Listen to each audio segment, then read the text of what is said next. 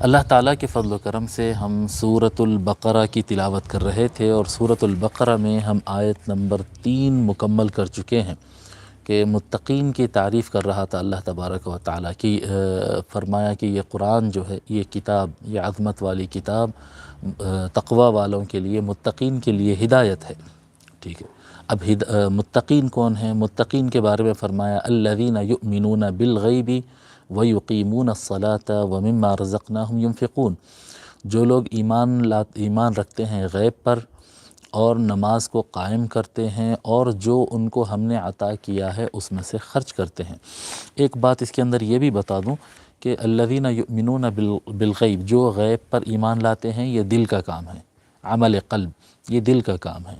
وَيُقِيمُونَ الصَّلَاةَ، اور نماز کو قائم کرتے ہیں، یہ جسم کا کام ہوا. الذین یؤمنون بالغیب، دل سے ایمان لاتے ہیں، وَيُقِيمُونَ الصَّلَاةَ، بدن سے کام کرتے ہیں. ٹھیک ہے، وَمِمَّا رَزَقْنَاهُمْ يُنْفِقُونَ، اور جو کچھ ہم نے ان کو عطا کیا ہے اس میں سے خرچ کرتے ہیں. یہ جو خرچ کرنے کی بات ہے، یہ مالی عبادت ہو گئی. تو قلبی عبادت بھی ہوئی، جسمانی عبادت بھی ہوئی، بدنی عبادت اور مالی عبادت، تینوں طرح کی عبادتیں اس کے اندر، یعنی تینوں طرح کی عبدیت، اللہ تبارک و تعالیٰ کی بندگی تینوں طرح سے، اپنے باطن سے، اپنے ظاہر سے، اپنے مال سے، اپنی ملکیت سے، تینوں طرح سے اللہ تعالیٰ کی بندگی کا ذکر کیا. تو یہ لوگ متقی ہے. پھر متقی کون ہیں؟ متقین کی اور تعریف اللہ تبارک و تعالیٰ مزید ایکسپلین کرتا ہے کہ کون متقین ہیں.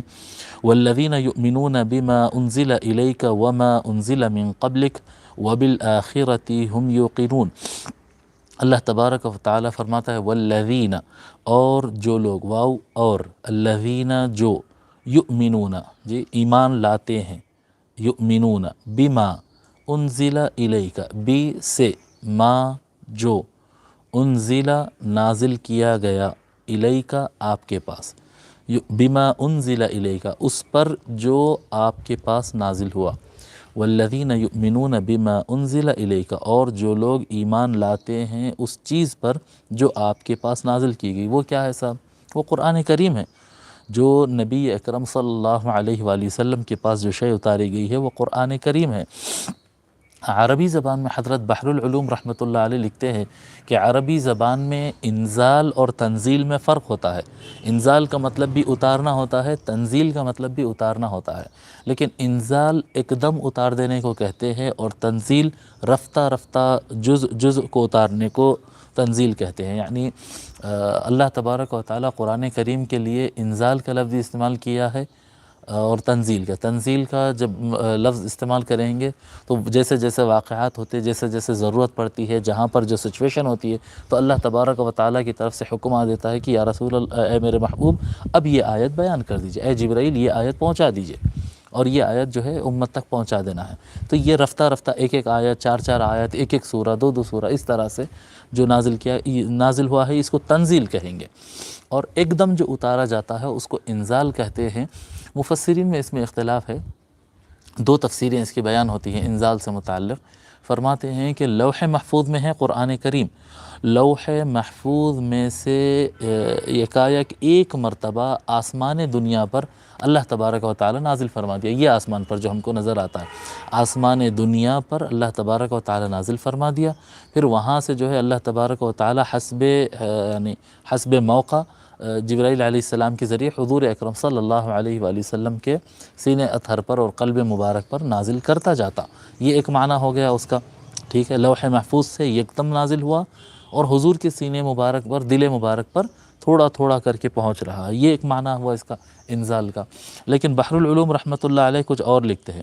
فرماتے ہیں آپ، قرآن شریف رسول خدا صلی اللہ علیہ وآلہ وسلم پر پورے کا پورا ایک دفعہ ہی اترا. ٹھیک ہے، ایک دفعہ میں، یعنی حضور صلی اللہ ایک ہی مرتبہ میں نبی اکرم صلی اللہ علیہ وآلہ وسلم کے سینے مبارک پر مکمل قرآن ایک ہی وقت میں نازل ہو گیا. جب ایک ہی وقت میں مکمل قرآن نازل ہو گیا، اس کے بعد جیسی جیسی ضرورت ہوتی ہے تو نبی اکرم صلی اللہ علیہ وآلہ وسلم جو ہے اس کو وقتاً فوقتاً حسب ضرورت ان کو حکم ہوتا کہ اے محبوب اب یہ آیت آپ کو بتا دینا ہے، یہ صورت آپ لوگ کے سامنے شرح کر دینا ہے، اور یہ موقع سے یہ بیان کر دینا ہے. تو قرآن کریم یکدم پورا دل مصطفیٰ صلی اللہ علیہ وآلہ وسلم پر ایک ہی مرتبہ میں نازل کیا گیا، اور وقتاً فوقتاً حضور تبلیغ کیے۔ تو یہ دونوں تفسیریں ہیں، آسمان دنیا پر آیا اور وہاں سے حضور صلی اللہ علیہ وسلم پر آہستہ آہستہ آیا، یا پھر یکدم حضور کے سینے مبارک پر آ گیا جو انزال کا معنی ہے، ٹھیک ہے۔ تو یہاں پر دونوں معنی ہیں۔ حضرت بحر العلوم رحمۃ اللہ علیہ یہی لکھے ہیں، یہ ان کی تفسیر صدیقی میرے ہاتھ میں، قرآن شریف رسول خدا صلی اللہ علیہ وآلہ وسلم پر پورے کا پورا ایک دفعہ ہی اترا اور پھر وقت بوقت اس کی تبلیغ ہوتی رہی۔ اب یہ قرآن کریم کتنا محفوظ ہے صاحب، یہ جو قرآن کریم ہے، اللہ تبارک و تعالیٰ نے یہ جو قرآن کریم ہم کو عنایت فرمایا ہے وہ یہ اس طرح سے ہے، فرماتے ہیں موجودہ قرآن شریف بالکل ایسا ہی ہے جیسا لوح محفوظ میں ہے، یعنی اللہ تبارک و تعالیٰ نے قرآن کریم کو جیسا نازل کیا 1440 سال گزرنے کے باوجود قرآن کریم بالکل اسی طرح سے ہے، بالکل اسی طرح سے ہے۔ اور فرماتے ہیں کہ جس طرح سے جو ہے، حضرت فرماتے ہیں کہ مجھے قرآن حفظ حضرت عاصم سے، حضرت عثمان سے، حضرت علی سے، حضرت ابی بن کعب سے، حضرت عبداللہ ابن مسعود اور حضرت زید بن ثابت رضی اللہ عنہم اجمعین سے ملا ہے۔ فرماتے ہیں کہ یہ قرآن کریم اتنا زیادہ محفوظ ہے کہ اس کا ایک لفظ بھی، ایک حرکت بھی اوپر نیچے نہیں ہوئی۔ اس کے ہر زمانے میں سووں اور ہزاروں راوی رہے، ہر زمانے میں، اور آج کے زمانے میں جیسا کہ حضرت قبلہ نے لکھا ہے اور ہم بھی دیکھتے ہیں کہ دنیا کے اندر لاکھوں حفاظ ہے اور کروڑوں لوگ اس کے پڑھنے والے ہیں۔ ایک آدمی بھی تلاوت میں ذرا اونچ نیچ کر دے گا تو دنیا بھر سے لوگ جو ہے اس کو ٹوک دیں گے اور کہیں گے کہ یہاں پر غلطی ہو رہی۔ ایک امام مسجد کے اندر ایک چھوٹی سی غلطی کرتا ہے، پیچھے سے مصلی اس کو لقمہ دیتا ہے کہ تلاوت میں، معنی تو دور کی بات ہے، تلاوت میں بھی اونچ نیچ ہونے کی کوئی امکان نہیں ہے۔ تو یہ قرآن کریم کی خصوصیت ہے کہ اللہ تبارک و تعالیٰ نے اس کو محفوظ فرمایا۔ اللہ تبارک و تعالیٰ فرمایا انا نحن نزلنا الذکر وانا لہ لحافظون، کہ بے شک ہم نے قرآن کو اتارا ہے اور ہم ہی اس کی حفاظت کریں گے۔ تو اب اس کی جو حفاظت کی ذمہ داری ہے وہ رب کریم اللہ تبارک و تعالیٰ کی ذمہ داری میں ہو گئے، اور اللہ تبارک و تعالیٰ جب اس کی ذمہ داری لے لیا ہے تو اب اس کو کوئی ہلا نہیں سکتا۔ تو والذین یؤمنون بما انزل الیک، جو اے محبوب جو قرآن کریم آپ پر اتارا گیا اس پر ایمان لانے والے جو ہیں وہ متقین ہیں، اور ان کا ایمان صرف آپ کی کتاب قرآن کریم پر نہیں بلکہ وما انزل من قبلک، وما اور جو انزل نازل کیا گیا، من قبلک آپ سے پہلے، اے محبوب آپ سے پہلے جو کتابیں آئی گئی ہے، نازل کی گئی ہے، چاہے وہ تورات ہو، چاہے وہ زبور ہو، چاہے وہ انجیل ہو، یا پھر اور انبیاء پر نازل ہونے والے صحائف ہو، جی وہ سارے کتب پر ایمان لانے والے اور اللہ تعالیٰ کی طرف سے منزل کتاب پر ایمان لانے یہ تقوی والے ہوتے۔ ایسا نہیں ہو سکتا کہ ایک مسلمان کہے کہ میں قرآن کریم پر ایمان لاتا ہوں، دوسرے کتابوں سے میرا کیا لینا دینا، میں تورات نہیں مانتا، میں انجیل نہیں مانتا، نہیں، ایسا کوئی نہیں کہہ سکتا۔ ہمارا ایمان قرآن پر بھی ہے، ہمارا ایمان تورات پر بھی ہے، انجیل پر بھی ہے، زبور پر بھی ہے۔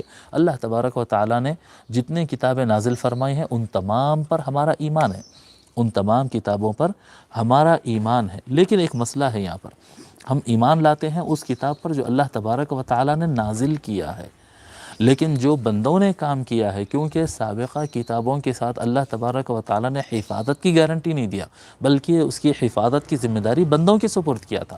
موسیٰ علیہ السلام تورات لائے تو ان سے تورات سیکھنے والے جو افراد تھے ان کی ذمہ داری تھی حفاظت کرنا۔ عیسیٰ علیہ السلام انجیل لے کر آئے تو کیا کہتے ہیں، داؤد علیہ السلام زبور لائے تو ان سے سیکھنے والے افراد کی ذمہ داری تھی کہ وہ اس کتاب کی حفاظت کرتے، لیکن انہوں نے اس کے اندر بے معنی کی، انہوں نے اس کے اندر لاپرواہی کی، اس کے اندر انہوں نے منمانی کی ہے، آیات کی تحریف کی ہے، مضامین کو تبدیل کیا ہے۔ جیسا کہ حضرت بحر العلوم رحمۃ اللہ علیہ لکھتے ہیں کہ آج کے زمانے کی انجیل اگر پڑھے تو ایسا لگتا ہے کہ یہ کلام الہی کم اور حضرت عیسیٰ علیہ السلام کی ہسٹری اور ان کی سیرت زیادہ ہے۔ اتنے زیادہ واقعات اور اتنے زیادہ ڈیٹیل، یعنی کلام الہی معلوم نہیں ہوتا۔ کلام الہی آپ قرآن کریم پڑھے، ایک دل پہ خشیت جیسی طاری ہوتی ہے، ایک ایک جملے کے اندر اتنی یعنی ڈیٹیل معلومات اور ایسے اسرار، ایسی گہرائی، ایسا اثر اس کا ہوتا ہے۔ لیکن اس کے برخلاف اگر ہم انجیل کو یا دیگر کتابیں جو آج کے زمانے میں سابقہ امتوں کی کتابیں موجود ہیں، جب ان کو پڑھتے ہیں، قصے ہے، واقعات ہے، اخلاقیات ہے، خراب نہیں ہے، ہم اس کا وہ نہیں کر رہے ہیں، لیکن پڑھنے سے واضح سمجھ میں آتا کہ یہ کلام الہی نہیں ہے، یہ اللہ تبارک و تعالیٰ کلام نہیں ہے۔ اللہ تبارک و تعالیٰ کے کلام میں بہت سارے کلام کو اضافہ کر دیا گیا، ملا دیا گیا، شاید کلام الہی کا بہت سارا حصہ چھپا بھی دیا گیا۔ اور جیسے نبی اکرم صلی اللہ علیہ وآلہ وسلم سے قرآن ہم تک جو پہنچا ہے تو ہر زمانے میں متواتر روایت ہے. متواتر روایت کہتے ہیں کہ حضور سے لینے والوں کی تعداد بہت بڑی ہو، پھر ان سے قرآن منتقل کرنے والوں کی تعداد بہت بڑی ہو، پھر ان سے منتقل کرنے والے، یعنی ہر لائن کے اندر ایک بڑی تعداد ہو نقل کرنے والوں کی، اور وہ تعداد اتنی ہو کہ ان کو جھوٹا نہیں کہا جا سکتا. بھئی ایک آدمی، دو آدمی، 10 آدمی کہیں گے تو غلط کہیں گے نا، لیکن ہر شریف اور اعلیٰ کردار والے اور سچے اور ایماندار لوگوں کی بڑی تعداد جس چیز کی گواہی دے رہی ہو، اور ہر زمانے میں تواتر کے ساتھ، تو اس کا کوئی انکار نہیں کر سکتے. اور قرآن کریم اس طرح سے منتقل ہوا ہے، اگرچہ کہ حفاظت اللہ تبارک و تعالیٰ نے اپنے ذمے لیا ہے، اور اسی یعنی اللہ تبارک و تعالیٰ کی گارنٹی کا ہی نتیجہ ہے کہ قرآن کریم اس طرح سے محفوظ چلا آ رہا ہے. یعنی سرزمین دنیا پر کئی ایسے علاقے ہیں جہاں پر وہاں کی ظالم حکومتیں قرآن کی تلاوت پر بین لگائے ہوئے ہیں، قرآن کی پرنٹنگ پر بین لگائے ہوئے ہیں. ایسے کئی علاقے تھے، اور یعنی ملتے ہیں واقعات کے اندر کہ اس یعنی قرآن رکھنا بین ہے، لیکن وہاں پر کئی حفاظ ملتے ہیں کہ قرآن کا ایک لفظ جو ہے وہ ان کے پاس پرنٹڈ نہیں ہے لیکن سینوں میں محفوظ ہے. کوئی آیت ان کو کہہ دو وہ بتا دیتے ہیں کہ آیت میں یہ نہیں ہے، یہ ہے، جی وہ بالکل اس کے لیے تیار ہے، لیکن پرنٹڈ قرآن نہیں ہے. تو اللہ تبارک و تعالیٰ نے سینوں کے ذریعے، کتابوں کے ذریعے، تجوید کے ذریعے، تفسیر کے ذریعے ہر اعتبار سے قرآن کی حفاظت کا انتظام فرما دیا. اس کے برخلاف تورات کی اور انجیل کی اور زبور کی اگر ہم روایت تلاش کریں، تورات کی روایت اگر کہ موسیٰ علیہ السلام سے کتنے افراد نے روایت کیا، اس سے کتنے افراد، تو کوئی چین ملتی ہی نہیں. متواتر چین تو دور کی بات ہے. حضرت قبلہ رحمۃ اللہ علیہ لکھتے ہیں خبر احاد یعنی سنگل راوی سے پہنچنے والی روایت بھی نہیں ملتی ہے. ٹھیک ہے، تو اللہ تبارک و تعالیٰ نے اس کی حفاظت کا انتظام کیا. الذین یؤمنون بما انزل الیک وما انزل من قبلک وبالآخرۃ هم یوقنون، اور آخرت پر وہ یقین رکھتے ہیں. آخرت کیا ہے؟ آخرت جو ہے امام نصفی رحمۃ اللہ علیہ اس کے بارے میں لکھے ہیں کہ الآخر الاول، الاول پہلا، الآخر آخری. ٹھیک ہے، الآخر سب سے آخر، تو الآخر سے الآخرہ بنائیے. اصل میں کیا تھا؟ یہ الدار الآخرہ، یہ اصل میں لفظ تھا الدار الآخرہ. یہ آخرت کا گھر یا آخرت کا مقام، یعنی سب سے آخری اسٹیج جہاں پر انسان کو پہنچنا ہے، جس کو ہم قیامت کہتے ہیں. تلک الدار الآخرۃ نجعلها للذین لا یریدون علوا فی الارض ولا فسادا. تو یہ اللہ تبارک و تعالیٰ الآخرہ اس کو نام دیا. اصل میں الدار الآخرہ تھا، بعد میں یعنی استعمال میں وہ الآخرہ بن گیا. الآخرہ یعنی قیامت کا دن، الدار الآخرہ کے معنی. وبالآخرۃ هم یوقنون، یعنی قیامت پر، آنے والے دن پر، قیامت پر، آخرت پر وہ لوگ یقین رکھتے ہیں. ہم یوقنون، وہ یقین رکھتے ہیں. تو یہ آیت کریمہ کا اس طرح سے ترجمہ ہوگا. یعنی اب اس آیت کے اندر کیا ہوا؟ پہلی آیت میں 3 چیزیں تھیں. پہلے آیت میں یعنی متقین کی تعارف میں جو پہلی آیت دی گئی اس میں کیا تھا؟ الذین یؤمنون بالغیب، غیب پر ایمان لاتے ہیں، ویقیمون الصلاۃ، نماز قائم کرتے ہیں، ومما رزقناہم ينفقون، جو کچھ ہم نے مال ان کو عطا کیا ہے اس میں سے خرچ کرتے ہیں. 3 صفتیں متقین کی. اس کی بعد کی آیت میں 3 صفتیں. والذین یؤمنون بما انزل الیک، وہ لوگ جو ایمان لاتے ہیں اس پر جو آپ پر نازل کیا گیا، وما انزل من قبلک، اور اس پر بھی ایمان رکھتے ہیں جو آپ سے قبل، آپ سے پہلے آنے والوں پہ نازل کیا گیا تھا، آپ سے پہلے نازل کیا گیا. وبالآخرۃ هم یوقنون، اور وہ قیامت کے دن پر یقین رکھتے ہیں. قیامت کے دن کے بارے میں حضرت سمجھاتے ہیں کہ مثال کے طور پر لے لو کہ 2 شخص ہے. ہر زمانے میں ہم دیکھتے ہیں کہ 2 طرح کے لوگ ہوتے ہیں. ایک لوگ وہ ہوتے ہیں جو ہر کسی پر ظلم کرتے ہیں، ستاتے ہیں، بدماشی کرتے ہیں، عیاشی کرتے ہیں، سب کو تکلیف دیتے ہیں، اور خود اپن مست رہتے ہیں اور اسی مستی کے ساتھ دنیا سے گزر جاتے ہیں. اور کچھ لوگ ایسے ہوتے ہیں جو وہ نیک ہوتے ہیں، شریف ہوتے ہیں، اچھے ہوتے ہیں، خود کسی کو تکلیف نہیں پہنچاتے، ہر ایک کو سکون پہنچاتے، قربانیاں دیتے، اور ہمیشہ تکلیف سہتے رہتے ہیں، اور انہی تکالیف کے ساتھ ان کی زندگی ختم ہو جاتی ہے. انہی تکالیف کے ساتھ ان کی زندگی ختم ہو جاتی ہے. تو اب غور کرنے کی ضرورت ہے، کیا یہ اینڈ ہے؟ یعنی ایک دماغ اگر استعمال کرے کہ کوئی انسان دوسروں کے ساتھ بھلائی کرتا رہے، خود تکلیف اٹھاتا رہے، اور ایسے ہی اس کے تکلیف میں اینڈ ہو جائے، تو دماغ اس چیز کو قبول نہیں کرتا. عقل سلیم، اللہ تعالیٰ جو عقل دیا ہے وہ اس بات کو قبول نہیں کرتا کہ نہیں، جو لوگ کے ساتھ اچھائی کرے گا اس کے ساتھ تو بھلا ہونا ہے، اس کو تو خوشی ملنا ہے. جی اگر ہم ایک ایگزام بھی رکھتے ہیں تو جو محنت کرتا ہے اس کو آخر میں ایوارڈ ملتا ہے، جو محنت نہیں کرتا اس کو آخر میں سزا ملتی ہے. ایک نظام ہے دنیا کا ہر چیز کے اندر. تو عقل قبول نہیں کرتے. اللہ تبارک و تعالیٰ اتنا سسٹم رکھے اور ایک انسان اپنی زندگی کے 60-70 سال دوسروں کے لیے لگا دے اور وہ تکلیف میں گزر جائے, اور ایک آدمی 60-70 سال لوگ کو تکلیف دیتا رہے اور وہ مست ہو جائے. نہیں, ایسا نہیں ہو سکتا. یقیناً ایک آخرت, ایک دن ہے, یقینی بات ہے. یہ عقلی طور پر بھی اللہ تعالیٰ نے فرمایا یہ کتاب سے ہمارا ایمان ہے, اور اس ساتھ ساتھ عقل بھی یہ بات کہتی ہے کہ ایک دن ایسا آئے گا جہاں پر جس نے اچھا کیا تھا اس کو اچھا بدلہ ملے گا, اور جس نے برا کیا تھا اس کو برا بدلہ ملے گا. اور حضرت فرماتے ہیں انسان کا کوئی بھی عمل ضائع نہیں ہوتا. اللہ تعالیٰ فرمایا وَأَن لَيْسَ لِلْإِنسَانِ إِلَّا مَا سَعَى, کہ انسان کو وہی ملے گا جس کے لیے وہ جد و جہد کیا, جو کام کیا. وہ کیا کیا انسان جی, جو انسان کا عمل ہے وہ عمل ختم نہیں ہوتا. جیسے یہ جو ساری چیزیں ہیں, یہ جنگل وغیرہ ہم کو دکھ رہا ہے, یہ ختم ہوتا سمجھ رہے ہیں.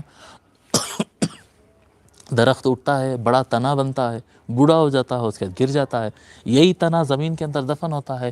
100 سال گزرنے کے بعد یہی کوئلے کی کان بن جاتی ہے جی, یہی کوئلے کی کان بن جاتی ہے. پانی گرم ہوتا ہے تو بھاپ بنتا ہے, بھاپ بنتا ہے تو ابر بنتا ہے, ابر بنتا ہے تو پھر بارش ہوتی ہے, پھر پانی بن جاتا ہے وہ جی. ایک ایک چیز یعنی کوئی بھی چیز فنش نہیں ہوتی, اس کا روپ بدلتے جاتا ہے, روپ بدلتے جاتا ہے. ٹھیک ہے, اسی طرح سے فرماتے ہیں کہ جو انسان کے اچھے اعمال ہوتے ہیں وہ قیامت کے دن اچھے روپ میں آئیں گے, اور جو کیا کہتے ہیں برے اعمال ہوتے ہیں انسان کے وہ بہت برے روپ میں آئیں گے. قیامت کے دن وہ دیکھ کے ڈرے گا, قیامت کے دن ان کو اس سے تکلیف ہوگا, لیکن اللہ تعالیٰ فرمائے گا کہ یہ تو تیرے ہی اعمال ہے, یہ تو تیرے ساتھ رہیں گے.